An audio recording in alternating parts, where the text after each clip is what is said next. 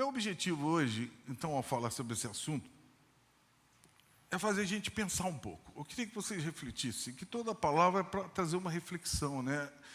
Refletir numa perspectiva existencial de que você está aqui hoje, como é a tua vida. E a minha oração, quem sabe, é provocar uma mudança.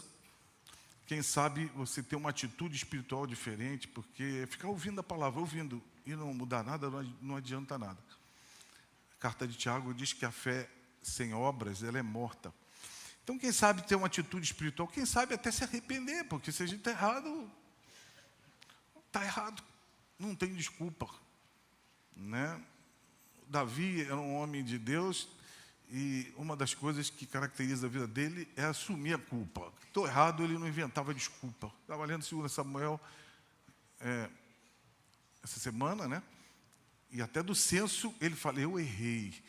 Antes mesmo de Deus mandar o profeta Gade lá, ele já assumiu. Então, assim, é encontrar hoje esse propósito da nossa existência, para que a gente não viva perdido, né? Por quê? A gente vai falar propósito da existência, então está se falando de tempo, está se falando de existência. O que a gente faz com o tempo mostra muito quem a gente é. Sabe disso? O que eu faço com o tempo mostra muito de mim mesmo. O que a gente dá valor, o que é prioridade na nossa vida, isso tem a ver totalmente com o tempo. Sabe? O reino de Deus, então, ele tem que envolver a gente de um nível profundo. Quando a gente fala de Deus, não é para a gente ficar assim, é só domingo, é só numa reunião, é só num evento, não. O reino de Deus tem que tomar a tua mente, tem que tomar teu coração a ponto de ser o seu grande amor. Então, meus amigos, se o nosso grande amor é a nossa esposa, ou nossos filhos, ou nosso pai e mãe, ou netos, está errado. Está errado, o grande amor tem que ser Deus. O reino de Deus, então, pertence a quem se ocupa dele, com as coisas dele, e que não faz dele pouco caso. Se eu perguntar aqui, quem quer fazer pouco caso de Deus? Poucos, ou acho que ninguém vai levantar a mão. Jesus, uma vez, me lembrei aqui, contou uma parábola. E uma parábola que todos foram convidados para o banquete. Mas começou um a um a desculpar. E ele diz que nenhum daqueles convidados provaria do banquete dele, sabe? O reino de Deus, então, pertence àqueles que não tratam ele de pouco caso, como eu falei, querem se envolver e não arrumam ocupações e tarefas que venham suprimir aquilo que é mais importante. Há pouco tempo uma pessoa falou para mim, eu não tenho tempo para nada, eu não tenho tempo... Estou falando porque ele dizia não ter muito tempo para Deus. Mas pensa comigo aqui, quem usa o WhatsApp aqui, levanta a mão. Quem tem Facebook aí? Eu não tenho, não levanta a mão. Quem tem Instagram? Seja sincero, se você pegar metade do tempo que você usa no dia para isso, vai sobrar muito tempo, não vai? Então, meus amigos, você acredita que a administração do tempo tem a ver com a nossa relação com Deus, então? Eu acho que você vai concordar comigo, né? Se você acredita nisso, que o seu tempo tem a ver com Deus, a gente precisa resgatar o conceito bíblico do tempo para que a gente volte ao propósito original. E eu tenho que procurar voltar ao que Deus estabeleceu para que eu viva o que Deus estabeleceu para mim. Então, por isso que eu falei, minha oração é que isso provoque um realinhamento, porque toda vez que eu vou dar uma palavra, isso também me provoca pensamentos, né? Então, já pedi perdão a Deus e estou tentando uma pegada cada vez maior. Por que isso? A Bíblia diz no Salmo 90, bota o versículo 9 aí, por favor, Salmo 99. Que todos os nossos dias se passam na tua ira, acabam-se os nossos anos como um breve pensamento. Mais um versículo, por favor. Salmo 90. Volta lá. 90, 10 agora. Bom, diz assim, os dias da nossa vida sobem a 70 anos, ou em havendo vigor, 80. Neste caso, o melhor deles é canseiro e enfado, porque tudo passa rapidamente e nós voamos. Bom, eu não sei, você, até uns 35 anos eu não sentia a vida passar. Depois voou. Nós estamos já no final desse ano. Mentira. Na verdade, não, irmão. Acho que isso é um dos pensamentos dos mais velhos, talvez pensem mais e reflitam, possam ver. Tudo passa rapidamente e nós voamos. Então, urge que a gente, se o tempo passa rapidamente e o que passou não volta, eu tenho que aprender a viver cada dia, né? E se eu perguntasse assim, quais foram os melhores dias da sua vida? Alguém fala assim, foi na minha viagem de lua de mel. Foi nascimento de um filho. Você vai reportar aí, essas coisas são importantíssimas, fazem parte da nossa história, Deus participa conosco desses eventos. Mas talvez os mais espirituais venham falar assim, não, foi no dia que eu me converti ao Senhor. Mas sabe qual é o melhor dia da tua vida? É hoje. É hoje. Porque o futuro ainda não chegou. O passado já foi, de maneira que você tem o hoje. Não adianta ter tido uma experiência passada e não dar continuidade àquela experiência. Vai ficar uma lacuna na história, né? Então o tempo só um minuto. O tempo é o bem mais precioso que nós temos. Ninguém pode comprar tempo.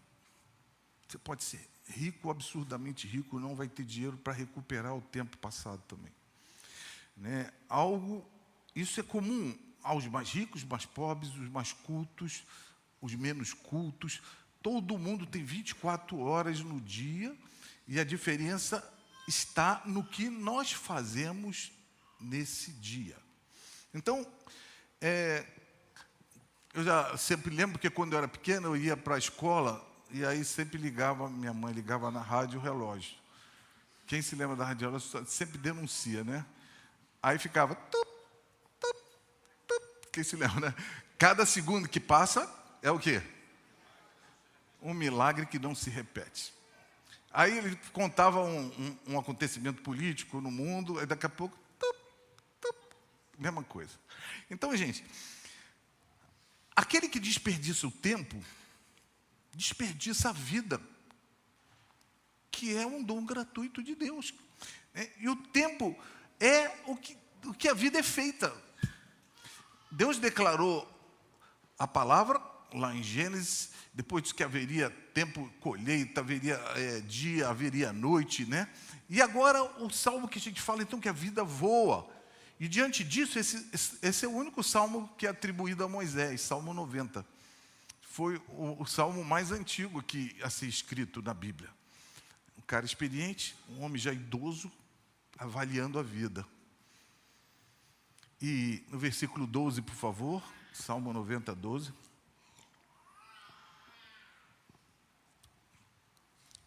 Ele diz, ensina-nos a contar nossos dias para que alcance coração sábio.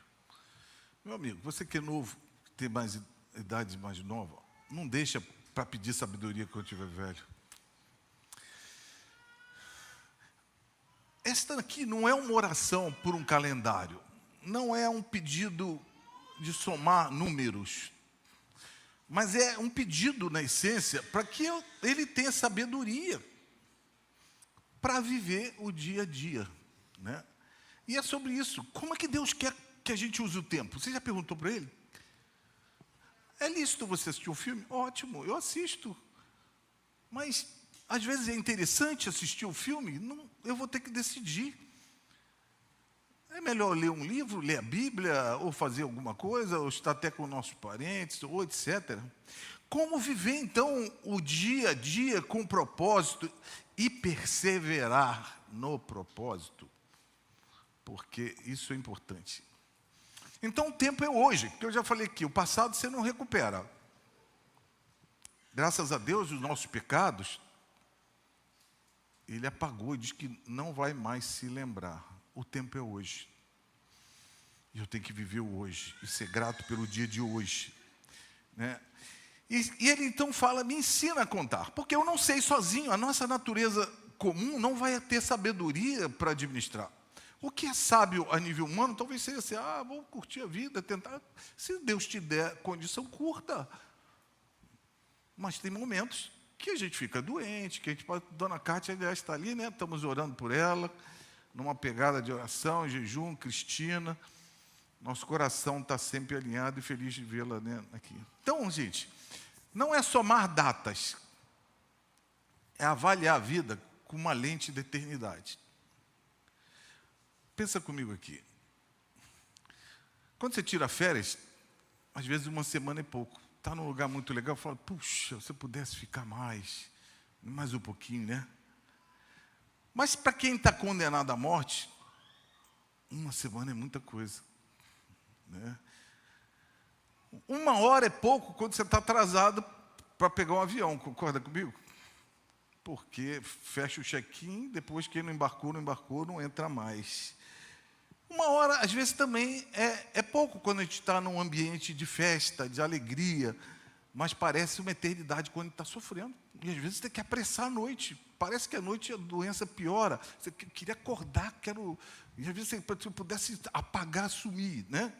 Então a gente vê que às vezes por causa de 1 minuto se perde um ônibus. Eu já perdi. Puxa, passou. Às vezes vem tentando atravessar a rua, correndo, né? Então a gente percebe que às vezes 1 segundo, um gap de 1 segundo ou 2 não ocorreria um acidente. O tempo é importante para a gente. Então, gente, Moisés chega à conclusão. Primeiro, o tempo é breve. Eu acho que você concorda comigo. E o segundo, precisamos aprender a lidar com o tempo. Estamos já no final de um ano e às vésperas de um ano novo. E nós não sabemos naturalmente como administrar o tempo. É interessante que a gente sabe contar dinheiro, sabe fazer algumas contas matemáticas, mas não sabemos contar os dias. E aí a gente gasta numa coisa que não edifica, numa coisa que não frutifica e numa coisa que não glorifica a Deus. Você sabe que você foi criado para glorificar a Deus? Você sabe que você foi criado para o louvor da glória da sua graça, diz a Bíblia? Isso é um versículo bíblico. Então, desculpe aí que eu estou com um problema aqui na garganta. A vida, gente, é muito curta para a gente não viver com o coração sábio. Se eu pudesse reverter esse versículo, o contrário, ela é muito curta, então eu preciso de ter um coração sábio. É mensurar o tempo, o meu trabalho a ser realizado, o que é mais importante para mim, a iminência até de uma morte e a preocupação que a gente tem até com o juízo. Eu já falei aqui, se eu pudesse pular o juízo, eu ia pular, mas nós vamos ter um encontro com Deus. E quando a gente olha a morte na perspectiva da eternidade, ou a vida na perspectiva da morte, muitas das coisas que consomem o nosso tempo e energia seriam diferentes. Vão perder o seu valor. Você pega um doente terminal, se ele tinha uma casa de praia, alguma coisa muito bacana, que curtiu, gostou, não quer nem saber da casa de praia. Se ele fez uma viagem assim assado, se tem um carro maravilhoso na garagem, se tem muito dinheiro no banco, não vai. Então a sabedoria está em transformar minutos, horas em eternidade. E pergunta, por exemplo, uma pessoa que está terminal, morrendo de alguma situação, se ela preferia ter 10 milhões de reais na conta, ou um pouco mais de tempo de vida, o que ela faria? Gastaria tudo para ter mais tempo de vida. Sabe, eles preferem ter o que nós temos, que ainda estamos vivos aqui. Então você pode ter muito, você pode ter pouco, mas se você tiver semanas, dias, você tem muito mais do que muita gente aí. Muito mais. Você é rico. Eu poderia dizer, da graça de Deus. Se pudéssemos ouvir o testemunho ou alguém que está numa condição dessa, terminal, ele ia falar a mesma coisa que Moisés falou. A vida é curta, viva bem, seja feliz, trate o seu próximo com amor, você ouça Deus, empreenda, coloque a sua vida nas mãos de Deus, porque isso é a realidade, é isso que sobra no final. Então, a gente tem que encarar o tempo numa forma de investimento e não de gasto. Eu estou investindo. Cada manhã que acontece, hoje foi, ontem mesmo, no finalzinho do dia, do sol, peguei a bicicleta, fui devagar ali pela praia. Quando eu vi, estava morrendo o sol. Eu estava menos um dia de vida, mais um dia na tua presença. O Senhor é o sol da justiça. Comecei a adorar o Senhor enquanto estava ali, né? E porque o tempo é o que a gente tem hoje. Um dia se foi, hoje é o amanhã, daqui a pouco esse dia vai. E a pergunta não é quanto tempo eu tenho, é o que eu estou fazendo com o meu tempo, porque ninguém sabe quando o Senhor vai nos chamar. Eu fui contar. Bom, deixa eu falar. Imagine que Deus colocasse em sua conta R$ 86.400 por dia com uma condição só. Você precisa gastar tudo até meia-noite. Você já viu algum filme, alguma propaganda, mais ou menos? Eu botei aqui 86.400, né? Você é procurar propósito para gastar, o que eu posso fazer? Mas sabe o que é isso? É a quantidade de segundos que você tem por dia. Exatamente 86.400 segundos. Efésios 5, então, por favor, 15 a 17, diz assim, olha aí. Portanto, tenham cuidado com a maneira como vocês vivem. Por que Paulo está dando essa exortação aqui? Raciocina, ele está falando, desperta, fica ligado, tenham cuidado. E vivam não como tolos, mas como o quê? Sábios. Está vendo? Paulo está falando o seguinte, em outra, deixa eu terminar ali, né? Vai, 16, desculpa, aí eu concluo. Vai. Aproveitando bem o tempo, porque os dias são maus. Então, Paulo está querendo dizer, em outras palavras, assim, aproveitem o tempo, não desperdicem os seus dias, e use cada momento com um propósito, sabe? Então, é uma resolução de não perder mais tempo na vida, de não ficar... Eu sei que tem um momento que você quer ficar à toa, mas isso também faz parte da nossa vida. A gente está com a cabeça cheia, sentar, refletir, parar, né? Faz parte, isso não é à toa, porque você está em oração, você está colocando diante do Senhor. E Deus não vai pedir conta do tempo que tivemos, porque Ele é quem dá. Ele não vai falar assim, eu te dei tanto tempo, Ele já sabe. Mas o que nós fizemos com o tempo que Ele nos deu. Então, cada um tem uma data fixada por Deus aí de existência.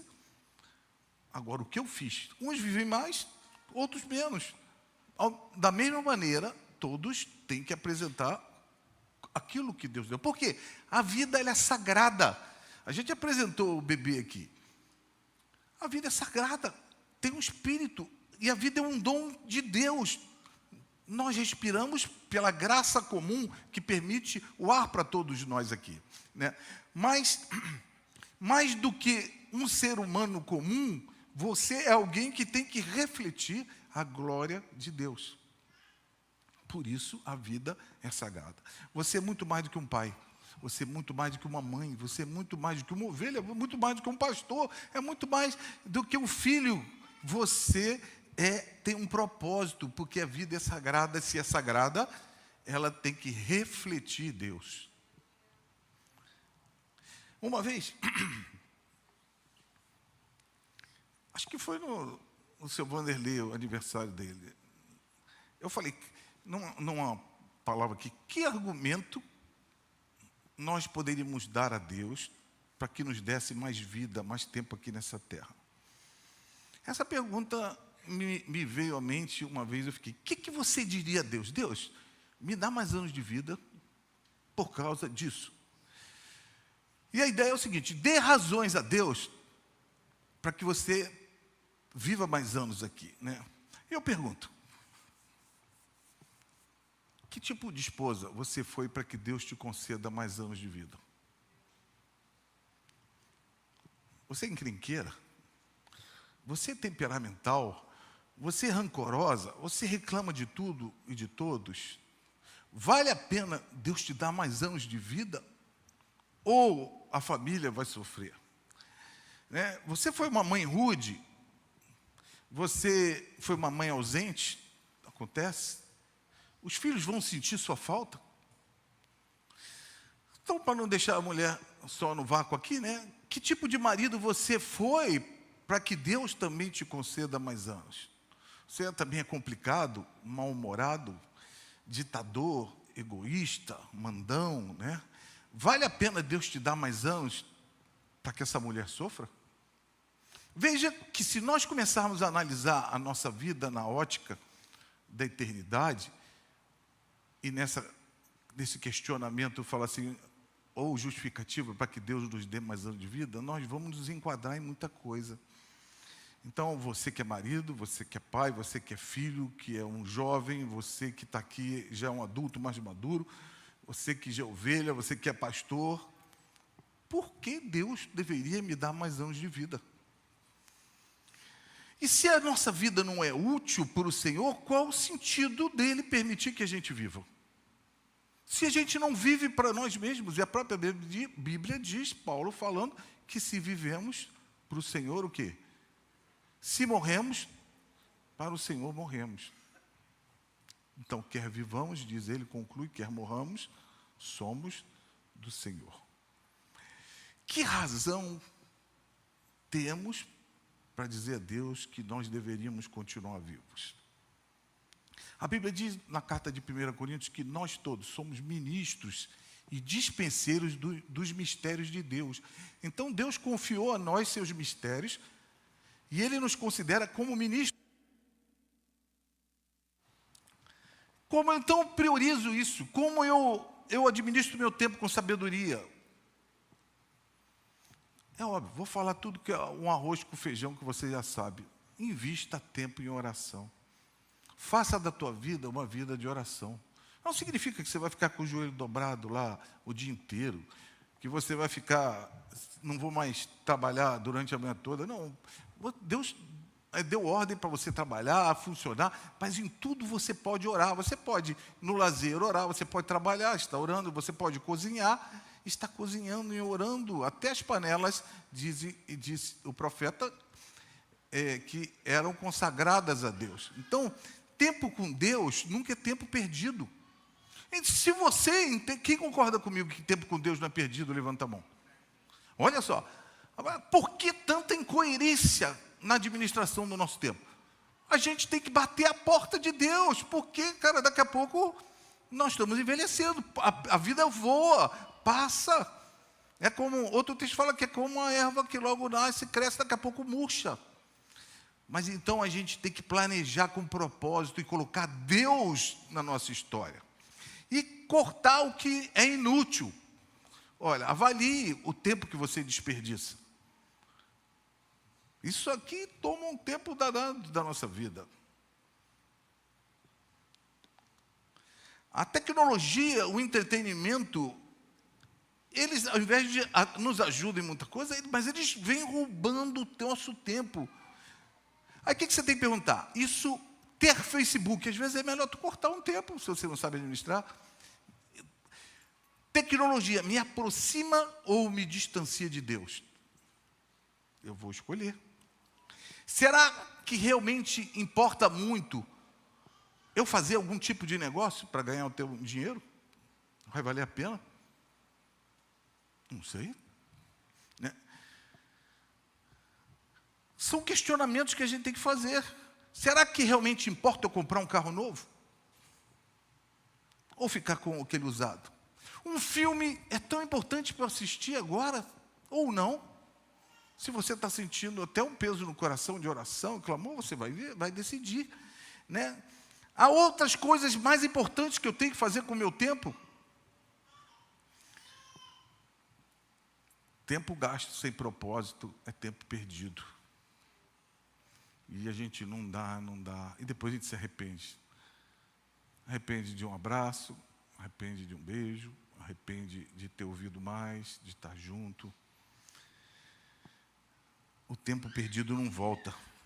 Mas sabe, eu vou falar uma verdade para vocês aqui. O tempo de hoje pode ser redimido. Pode ser transformado. A Bíblia fala para a gente, Provérbios 27, 1, por favor.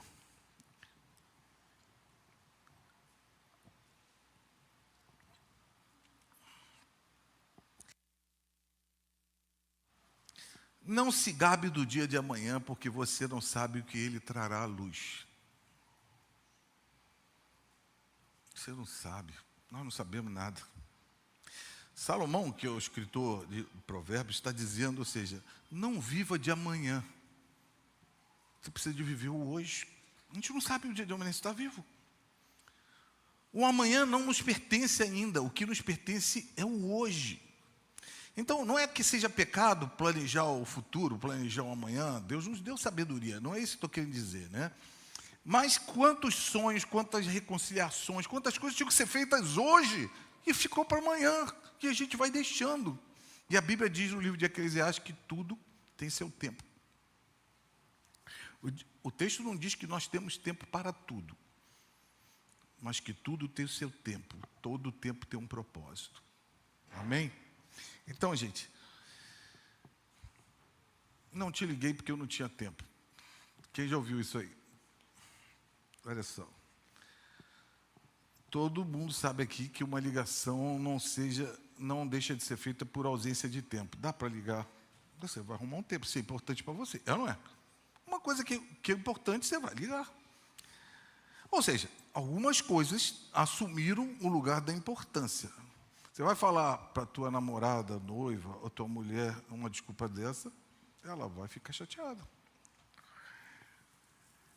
Bom, vamos pensar o seguinte, você está num desafio, num final de conclusão de um curso de mestrado, doutorado, seja lá uma tese, e o tempo está lá e escasso. Você tem que produzir, tem que preparar toda como é que chama?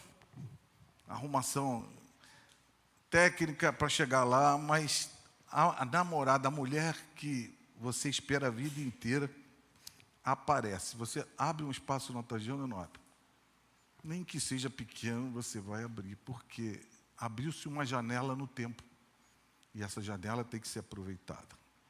Se tiver um negócio fabuloso, uma maneira fabulosa de você desenvolver, e uma oportunidade financeira imensa, você não vai encontrar tempo? Toda a tarefa, mas, cara, apareceu um negócio, mas eu tenho que resolver isso. Então vai acontecer. Então, meus amigos, se isso acontece na vida natural, e a gente então se priva de sono, você fica acordado, você então se gosta de um lazer, jogar bola, sei lá, tênis, para a praia, você vai arrumar tempo? Por que não fazer isso com o maior propósito da nossa existência, que é Deus?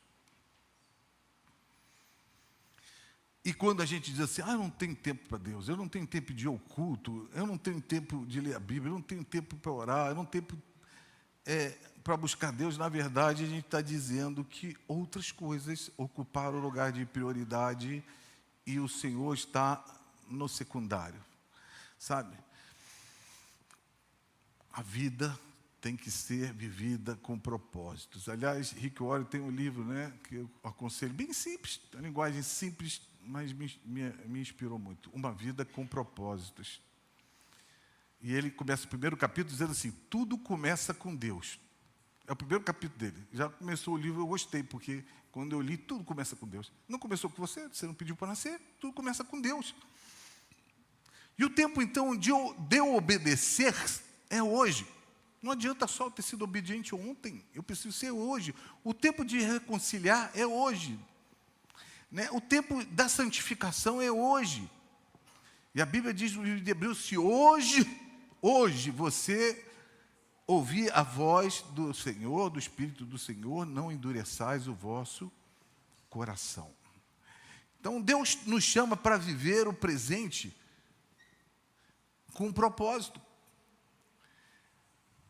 Meus amigos, tem gente que só vive de intenção. E só a intenção não resolve. Não troque Deus, não coloque Deus em segundo lugar.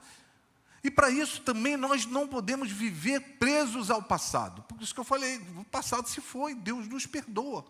Você poderia ter feito bom uso, mas no mínimo você tem o presente e quem sabe o futuro. Por isso, Eclesiastes 7:10, por favor, abra aí.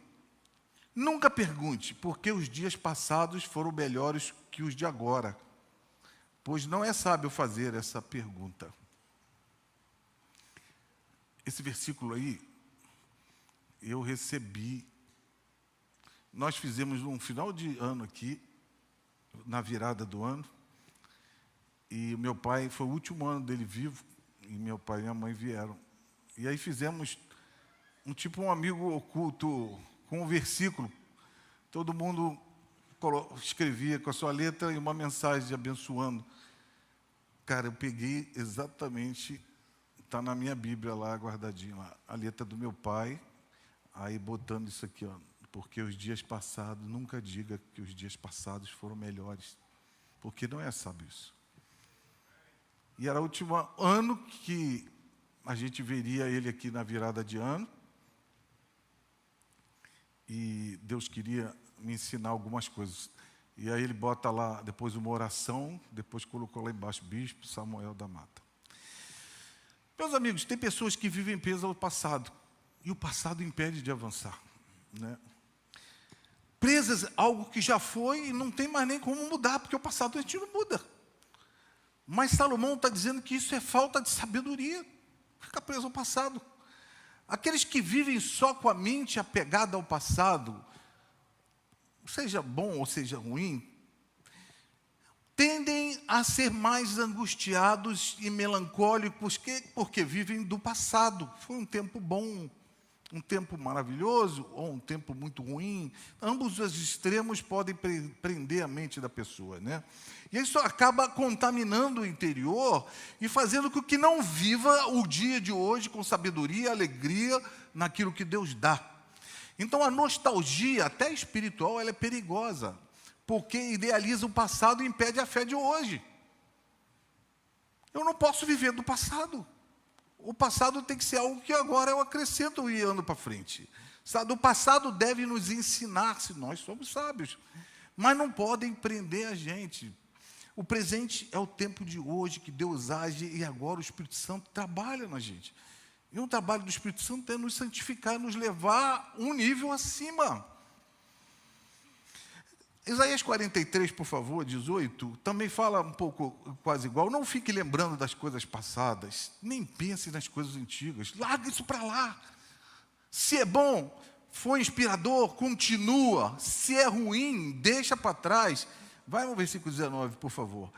Eis que faço uma coisa nova, e hoje é o tempo de hoje. Agora mesmo ela está saindo à luz. Será que vocês não percebem que você está vivo e que a vida está continuando?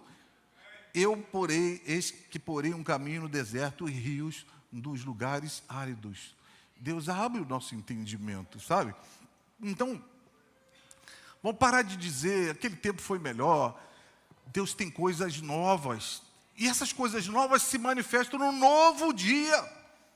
Não é no velho dia, sabe? Então, se a gente sabe que se ficar olhando no retrovisor do carro o tempo todo e não olhar para frente, o que vai acontecer? Se o outro dá uma freada, eu vou me chocar. Então, se quiser dar uma olhada no retrovisor, olha, e o que a sabedoria faz? Fica para frente. E a Bíblia diz no livro de Gálatas 6, 9, que nós não devemos cansar de fazer o bem, porque no tempo certo nós vamos colher, vamos ceifar se a gente não desfalecer, se a gente não desanimar. Isso significa que até fazer o bem cansa. E muitas vezes você encontra ingratidão, né? E Paulo está falando aqui de um tempo que é o tempo oportuno, o tempo kairos, porque tem uma diferença no grego do tempo cronos, que é a contagem, e tem o kairos, que é o tempo de Deus, o tempo oportuno, o tempo da hora. O tempo de Deus, às vezes, pode parecer lento, porque Deus não está raciocinando na nossa mente. Israel esperou o Messias por milênios. E quando o Messias veio, eles não perceberam o tempo da visitação. Aliás, Jesus fez essa lamentação em Jerusalém, né?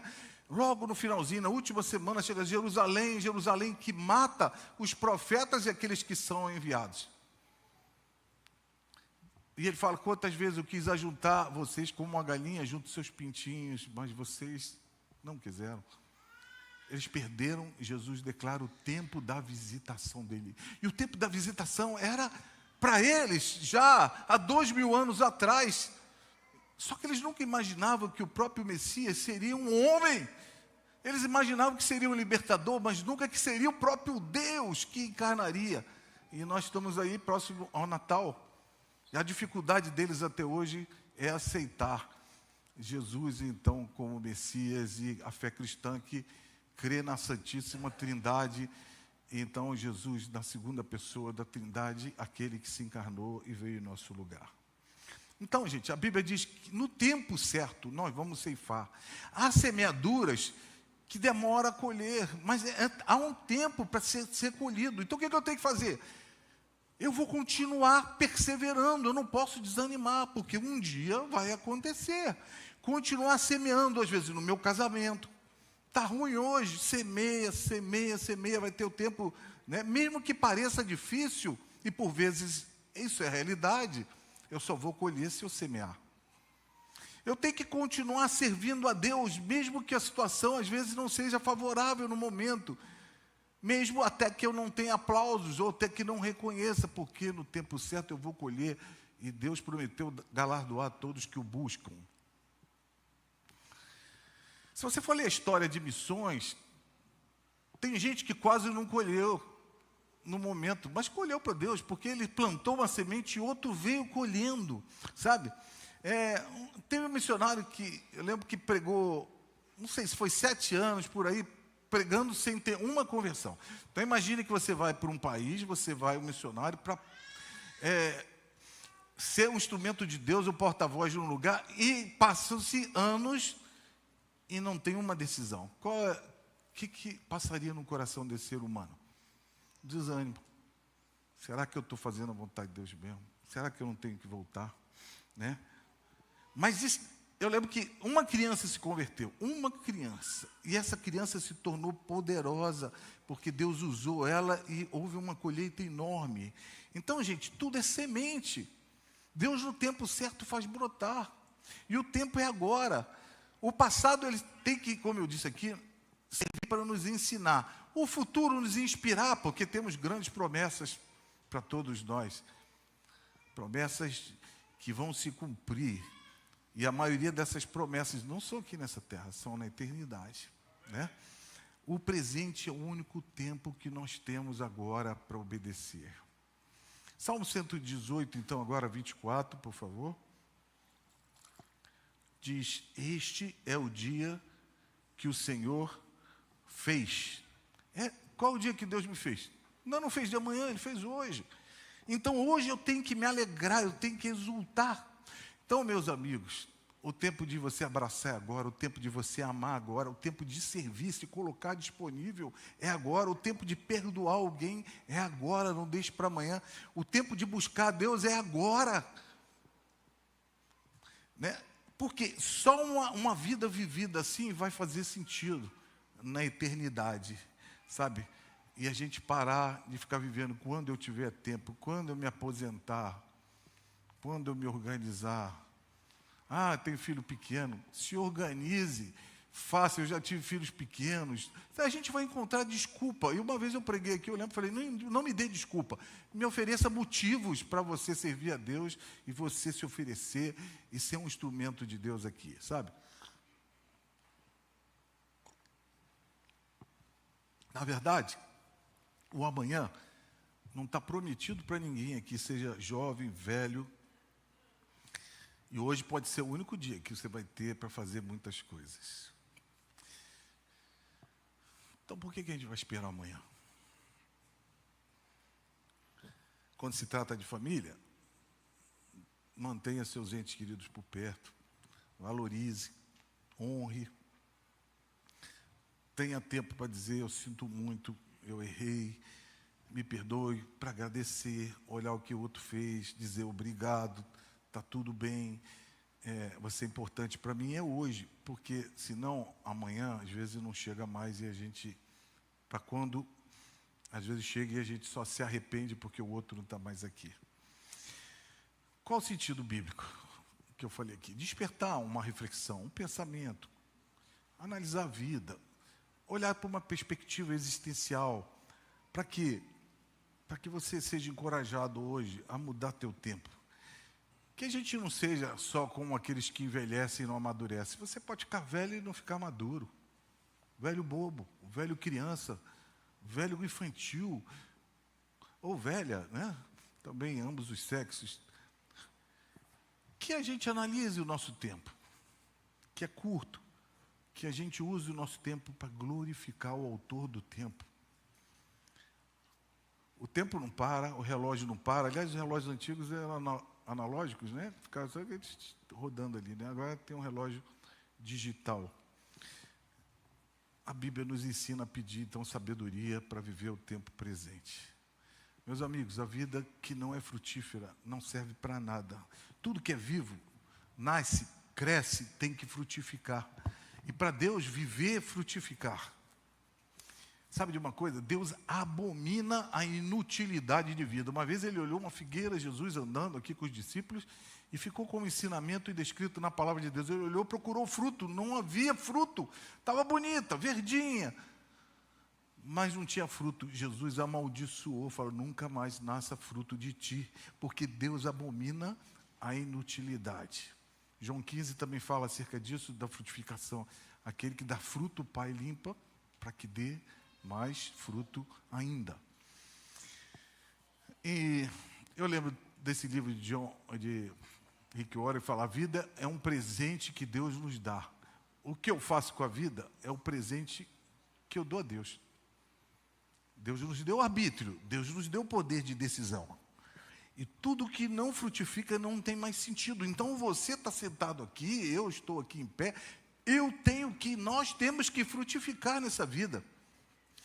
Eu sei que há pessoas tremendamente inspiradoras. Tem gente que passa e deixa um legado de fé. A pessoa é firme até o fim, é fiel ao Senhor, é amorosa, é extrema no cuidado, na bondade, na mansidão, inspira e são reflexos de Deus. Como é que eu tenho que fazer? Eu tenho que ser assim também, e não só olhar e achar bonito na vida de alguns. Todo mundo que passar perto da gente tem que sair um pouco melhor, porque conviveu conosco. Nós frutificamos, inspiramos pessoas pelo fruto do Espírito Santo que é gerado e sai de nós. Se quem passar perto de você sair mal, é porque você está sendo inútil. Todo mundo que passar perto de nós deve falar assim, valeu a pena conhecer a pessoa, valeu a pena conviver, valeu a pena trabalhar com ela. Agora imagine que fala assim, eu não quero conviver perto dessa pessoa, ela é orgulhosa, ela é egoísta, ela é complicada, ela é temperamental, ela é irritante, ela é chata e tantos outros atributos aí que você pode denominar para essa pessoa.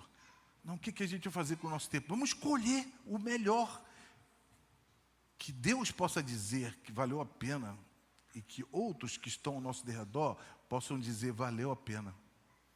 E eu volto ao questionamento, então, anterior para terminar. Qual é, então, agora a justificativa que você vai dar para Deus que você deva viver mais? Eu pergunto, quem você está abençoando hoje? Quem você está abençoando hoje? Senão, você está perdido aqui na história. Né? A quem você está inspirando hoje? Que você é um reflexo do caráter de Deus, do bom perfume de Cristo, a carta escrita não com tinta, mas com sangue, como diz a palavra de Deus, né? Quem se aproxima de você vai dizer o que de você? Quem que convive contigo no trabalho diz o quê? É um chefe chato pra caramba, um cara sem coração, ou é até um funcionário irresponsável, alguém que não cuida, que não tem responsabilidade? O que vão dizer? Será que vão dizer, não, o fulano ou a fulana é cheia de fé, ela anda na presença de Deus, leva Deus a sério? Ou vai dizer, não vale nada, o sujeito não vale nada, não tem caráter? Você já ouviu alguém falar assim? Não já ouviu falar, se referir a alguém assim? Então quem passa pela nossa vida tem que ver melhor e ver Deus, porque a vida que não produz fruto, ela é dispensável. Porque o Pai procura aqueles que dão frutos para limpar, mas o que não dá fruto, Ele corta, João 15, da videira, e joga onde, gente? No fogo. Então, feche teus olhos, nós vamos orar.